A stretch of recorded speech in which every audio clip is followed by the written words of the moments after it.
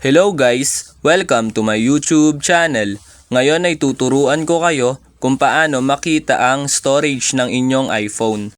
Una, pumunta lang tayo ng ating settings. Then kapag nandito na tayo sa ating settings, then scroll up lang natin. Ayan, then kapag na-scroll up na natin, hanapin nyo lang yung general. Ayan, ito yung general. Then kapag nakita nyo na, i-click nyo lang yung general. Then kapag na-click na natin, ayan, mapupunta na tayo dito. Then mapapansin nyo naman dito yung iPhone storage, which is eto. Ayan, then kapag nakita nyo na, i-click nyo lang yung iPhone storage. Then ayan, dito nyo makikita yung storage ng inyong iPhone.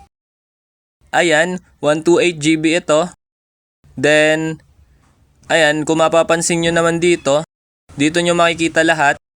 So ayun lang guys, ganun lang naman kadali para makita ang iPhone storage nyo. Ayun lang, thanks for watching. Subscribe me for more videos like this. Thank you!